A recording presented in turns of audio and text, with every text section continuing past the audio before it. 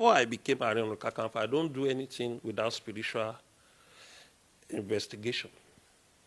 Nigeria, quote me, Nigeria will not move forward if we don't go back to true federalism or regionalism. If we don't go back to regionalism, within 3 years, Nigeria will break. 344 students kidnapped will now pay ransom for each one. A PhD holder was killed in Igangan, nothing happened. Another was killed in Ifon, nothing happened. Our policing supposed to be federal police, regional police, state police, and local government. 4 layers will remain as 1 layer of policing. And that's a problem. Unfortunately, few elites in Nigeria did not want Nigeria to restructure back to the regionalism. I'm sorry for Nigeria. I'm sorry for this nation. And now come back to the world. What a thank God for His mercy. And we thank God for giving us the opportunity. It's by grace for counting me worthy to become Ààrẹ Ọ̀nà Kakanfò. Because I can tell you categorically, it's a position of multi-billionaire personality. But for counting me worthy to be Ààrẹ Ọ̀nà Kakanfò is by grace and by God's intervention. And part of my destiny, what I will be in this world.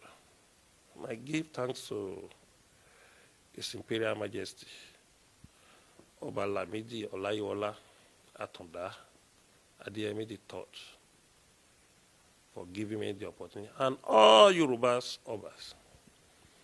Because if Kabiyesi Aláàfin of Ọ̀yọ́ want to give you the position, all the Yoruba Oba did not support, it will be a serious controversy. Although at the end of the day, he has the prerogative to do it, but it will be a serious controversy because it's Ààrẹ Ọ̀nà Kakanfò of Yoruba land. So we thank God and we thank the entire Yoruba people for giving me the support. Have you heard God speak to you in any form before? Can you say that? Well, I will not brag on that, but I communicate to my God. Has God told you anything about Nigeria? Maybe Nigeria's future, or something that will happen in the near future for Nigeria? Well, apart from even my internal communication, before I became Ààrẹ Ọ̀nà Kakanfò, I don't do anything without spiritual investigation. That's why my style may not be like other people's styles. I investigate before I jump to anything. My investigation is not even weekly, daily. I investigate on what will happen. Nigeria, quote me, Nigeria will not move forward if we don't go back to true federalism or regionalism. Regionalism, not statism. And if we don't go back to regionalism, within 3 years, Nigeria will break. It's confirmed and reconfirmed. This is what your spiritual investigation has shown. Spiritual investigation and native intelligence, common knowledge about what will happen. Even sometimes you don't even need to go to any marabas to know. Because already Nigeria is in the crossroad. Within 6 months, we can't pay our salary. And the issue of security is an eyesore. Almost all the zones is not safe anymore. Either it's true or not, we read in the news that they pay about £4 million to the kidnappers in the Northwest. Northwest is one of the zones that is majorly peaceful in Nigeria before. When you are talking of Northeast, people condemn it for the past 6 years. But Northwest is always peaceful. Middle Belt is either problem today, peace tomorrow. But now there's a problem in this Middle Belt. Northwest is always be a safe haven for everybody to travel to, but now it's no more. Southwest is becoming gradually. To the extent a PhD holder was killed in Igangan, nothing happened. Another was killed in Ifon, nothing happened. Day by day, kidnapping is happening in the Southwest. Southeast, South, they have their own part of shares of this security threat. And when a country wants to destabilize, it starts from security threat. It starts from economic hardship. It starts from lack of cohesion. And people have alleged that Mr. President is not in control. It's a weighty allegation. If number one citizen is not in control of governance, there is a danger ahead. So definitely, you don't even need to investigate, apart from we have investigated, to say that Nigeria will last in this way. Unfortunately, few elites in Nigeria did not want Nigeria to restructure back to the regionalism. When a children fall, you look at the front. When an elderly fall, you look at the back. Where are we coming from? When a problem arises, you have to study your history. Where did we got it wrong? How did we got our independence? We got our independence to allow the federation to be. We have a 3 region. After some period, we have Midwest joining the region, and we were doing well. I'm not saying there is no corruption by then, but it's minimal. But by the time we go to this statism will now create a lot of emperor to be a governor. And the governor now decided that, okay, any system you give to us, which is unitary system of government, we'll be collecting our own share, we'll be collecting the local government share and put it together, pay salary, do a little project, and make our money. And the governor now become a godfather. When they become a governor, they install their governor. And after becoming a governor, they now target to become a president. Now corruption has been institutionalized in the country. The target of the governor is that we are in business in politics. When we embezzle money, we use the money to further our ambition, to make more money, and to make more money to the stage of presidency and become a mafia. Because the way Nigerian politics is going to a stage that we now turn to Italian mafia, like a drug business. Anybody want to cross our way, put 300 million on his head and take it away from the circulation. I'm sorry for Nigeria. I'm sorry for this nation. And now come back to the word of Professor Wole Soyinka, what a nation at the end of the day. Because the way things is going on, this is not the country we fought for. I was part and parcel of the people that fought for this country at the age of 23 years.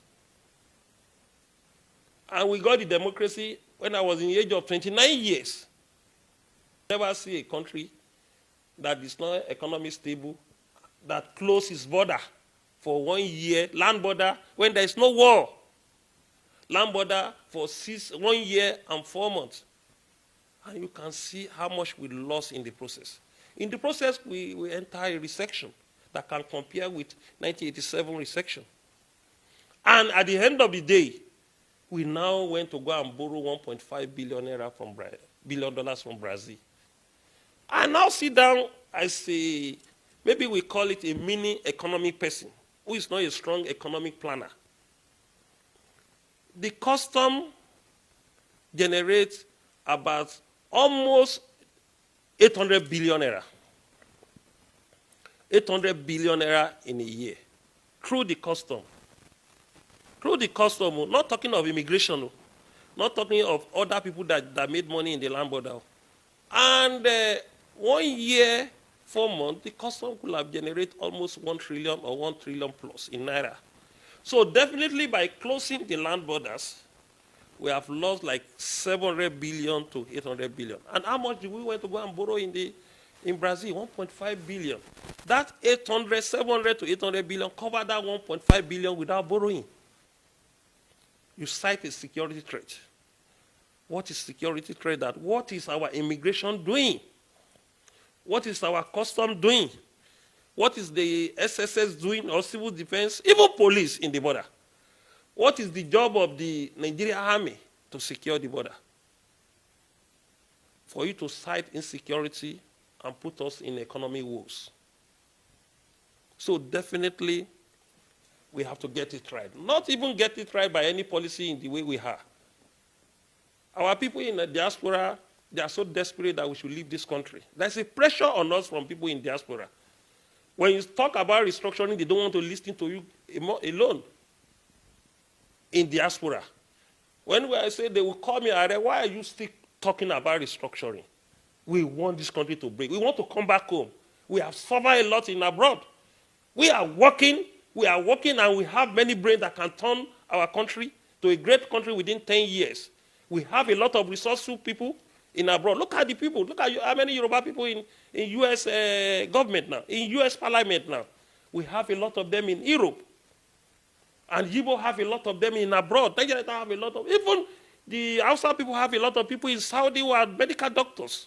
A lot of our roads supposed to be well tight, motorable, putting light in all these roads.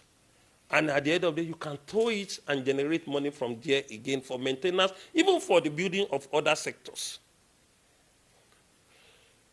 Enable environment, we encourage and investors, different investors. And the solid mineral will be open. The solid mineral sector has been killed because of oil, deliberately. We have the second largest bitumen in Ondo State after Canada. We haven't touched it. We have the seaside that is more larger than Lagos State in Ondo State. We didn't utilize it. Our population is supposed to be an advantage to our investors. That they will have a cheap labor, a population more than 200 million people, supposed to be an advantage. Our policing supposed to be federal police, regional police, state police, and local government. 4 layers will remain as 1 layer of policing. And that's a problem.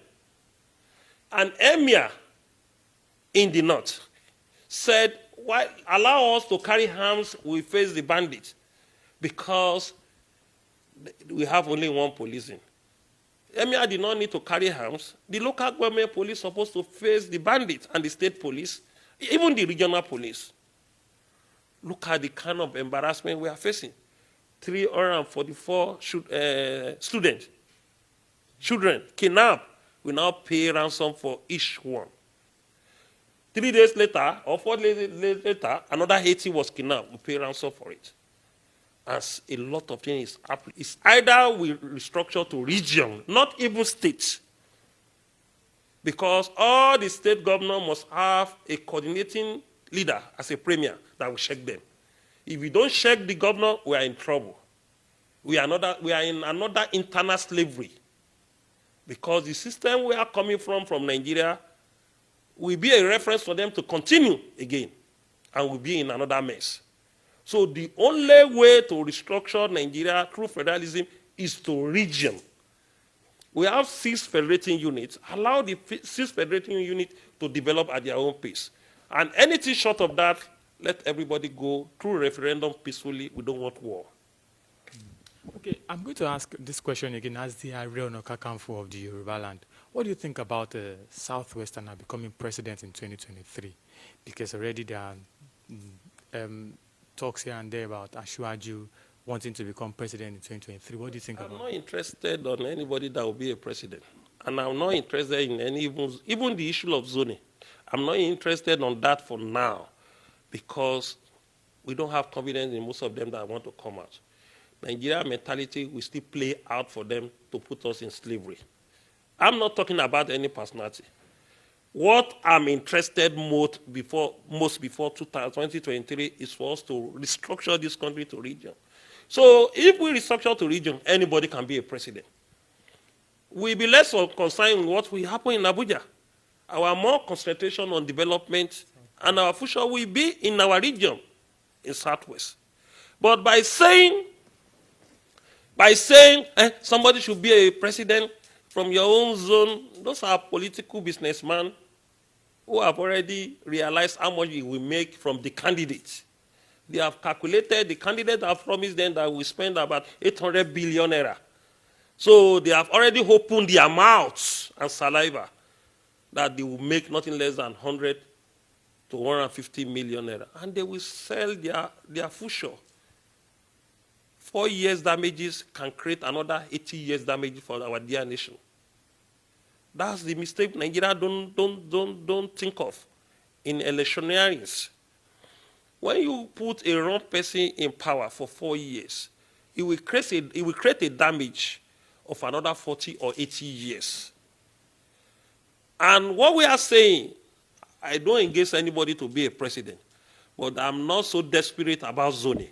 I'm not even desperate about Southwest. All I want is that let us have our region back to, based on true federalism, based on federating unit. By then, we can develop at our own pace. So when we generated 100% of income, we give 20 or 25 to the federal. The federal government will still be rich because all the season we give them 25% of their income. And they will be more organized. To the extent most of our resources are being injected to Niger now. Building a refinery to Niger, and we don't have road here, building a road that link Niger. Most of our politicians in the north now invest in Niger. Before you know, within 10 years, Niger will be a paradise. And Nigeria continue to be rotting. So let's go back to regionalism. And if you don't want to go back, I'm afraid within 2-3 years,